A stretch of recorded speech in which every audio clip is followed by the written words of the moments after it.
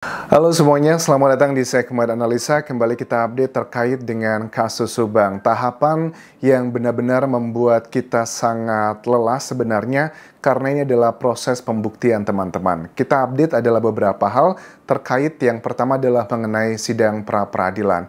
Hari Selasa nanti kita akan melihat langsung apakah pra-peradilan yang diajukan oleh 3 tersangka, Abi, Arigi, dan juga Mimin akan diterima oleh PN Bandung ataukah ditolak. Karena bagian ini adalah bagian yang sangat penting juga. Karena kalau seandainya nanti nih ya, pra-peradilan ketiga tersangka tersebut dikabulkan, artinya mereka status tersangkanya akan digugurkan dan Polda Jawa Barat harus kembali mencari alat bukti paling tidak 2 untuk menetapkan mereka sebagai tersangka.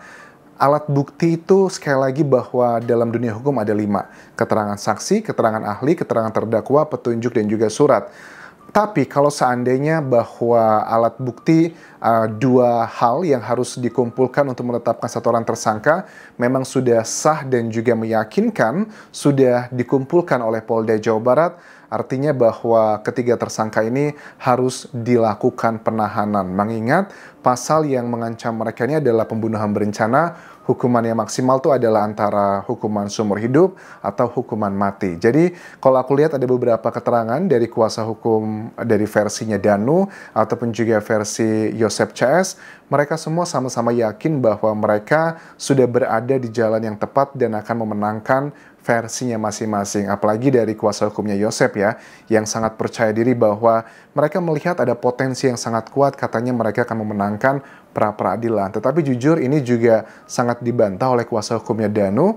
Ya, Ahmad Taufan juga bilang bahwa dengan berbagai macam hal yang telah kita bahas, 2 alat bukti itu sudah ada sebenarnya, sudah banyak. Tetapi juga ada salah satu hal yang membuat kita penasaran bahwa berkas yang diserahkan oleh Polda Jawa Barat ke Kejaksaan ternyata kan dikembalikan lagi ke Polda Jawa Barat dengan alasan itu masih belum lengkap atau P18. Itu adalah hal yang biasa sih, katanya alat buktinya belum lengkap. Terus beberapa teman-teman bilang 2 alat buktinya katanya belum ada. Menurut aku sih enggak ya. Kenapa waktu di pra-peradilan kemarin minggu lalu, jadi pra-peradilan tuh sidangnya selama 5 hari kalau aku amati ya, karena memang harus selama 7 hari kerja harus sudah ada keputusannya.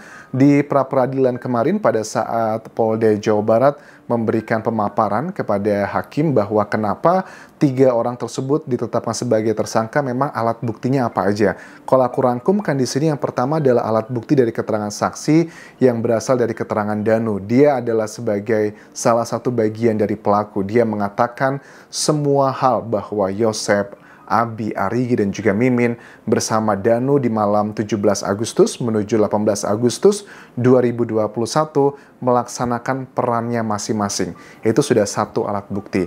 Yang kedua adalah, ini kategorinya adalah petunjuk teman-teman. Karena dari Polda Jawa Barat, dalam prarekonstruksi kemarin, mereka menjelaskan mengenai 95 adegan rekonstruksi. Nah, dari situ adalah petunjukan gabungan di antara 2 alat bukti, bisa keterangan saksi, bisa keterangan ahli, ataupun juga keterangan terdakwa, itu juga bisa sebenarnya.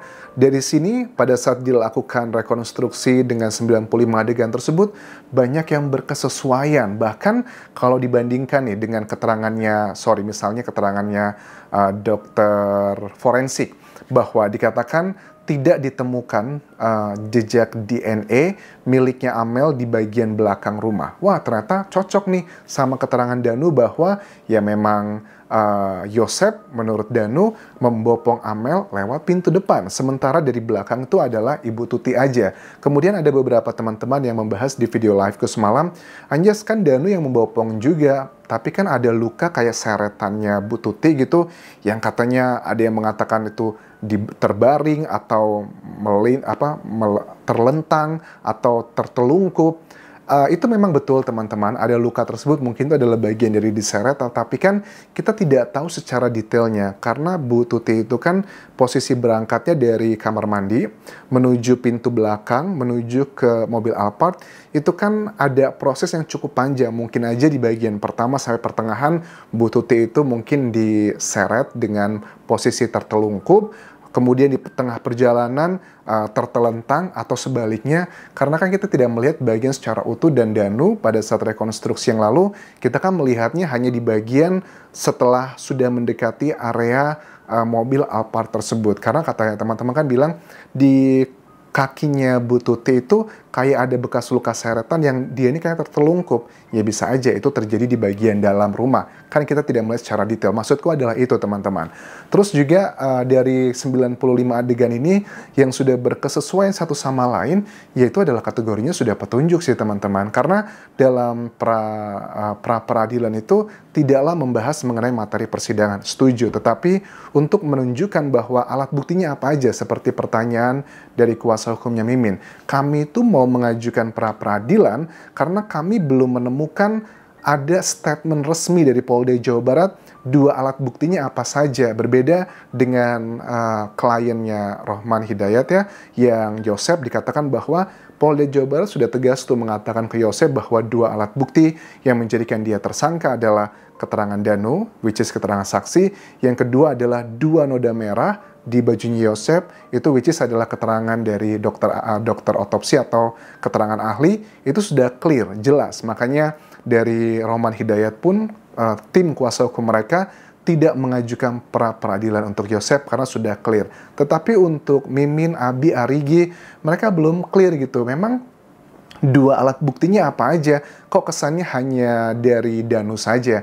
Tetapi ya seperti aku bilang pada saat dikritik juga ya, bahwa Rohman Hidayat bilang bahwa di kemarin juga Polda Jawa Barat itu malah justru masuk ke materi persidangan menjelaskan 95 adegan rekonstruksi tersebut. Ya menurut aku itu karena kategori petunjuk, karena petunjuk kan gabungan di antara dua alat bukti. Kalau Danu berbohong, tidak benar menceritakan framing yang dia lakukan itu adalah kebohongan, pasti dalam 95 adegan itu ada yang tidak cocok dengan temuan-temuan yang dikumpulkan dari keterangan ahli. Misalnya kayak dokter forensik ya, itu yang menjadi hal yang nggak bisa dipungkiri. Terus memang Danu sempat bohong teman-teman awalnya, kan dikatakan bahwa dia katanya hanya menunggu di luar saja, tetapi jejak dan juga beberapa sidik jari dan juga hal yang berhubungan dengan DNA ada Danu di situ. Akhirnya dia membuka semua. Bahkan Danu pun juga sempat bilang ya bahwa sebenarnya dia melihat Bu Tuti dan Amel itu berada di kamarnya Amel, satu kesatuan di sana. Tetapi dari keterangan ahli mengatakan tidak ditemukan noda merah atau jejak DNA miliknya Ibu Tuti di kamarnya Amel. Jejak merah miliknya Bu Tuti itu ditemukan di ruang tamu dan juga di area kamarnya Bu Tuti. Ini juga unik nih, mungkin kamar ini kita belum clear ya, apakah kamar yang di ruang TV atau kamar tidurnya Bu Tuti. Karena kalau kita lihat dari rekonstruksi kan, bagian pertama Yosep itu ribut dengan Bu Tuti, tersangka ini adalah di ruang tamu. Pada saat itu Yosep katanya mau masuk ke kamarnya Amel, mau mengambil uang 30 juta rupiah yang merupakan itu adalah uang untuk gaji karyawan di yayasan. Ini adalah keterangan dari Yoris yang mengatakan uang 30 juta itu disiapkan Amel memang untuk ngebayar gaji, dan Yosep kayaknya menjadikan itu sebagai pancingan untuk memulai keributan. Kita tahu ya Yosep itu kan pada saat lagi ribut dengan Bu Tuti, kemudian teriak manggil Danu untuk ngambil golok yang berada di dapur yang sudah disiapkan, dan goloknya tersebut menurut Danu adalah golok yang memang nggak tumpul, biasanya untuk ngupas kelapa. Gila ya, luar biasa. Setelah itu ya kalian sudah tahu peristiwanya. Yosep mengacungkan golok yang tumpul tersebut ke Bu Tuti beberapa kali, kemudian diikuti oleh Danu dan juga ada tersangka Arigi kalau nggak salah waktu itu juga melakukan. Pada saat setelah selesai peristiwa tersebut, belum selesai untuk Bu Tuti, Yosep masuk ke kamar untuk mengambil stick golf tersebut dan dilakukan hal seperti itu kurang lebih sama. Setelah selesai baru mereka beralih ke kamarnya Amel. Tetapi yang menjadi permasalahan sekarang, yang menjadi kritik dari kuasa hukumnya Yosep CS adalah mana dong buktinya, goloknya, stick golfnya. Itu dikatakan itu nggak bisa, nggak kuat keterangan Danu kalau cuma keterangannya satu berdiri sendiri aja.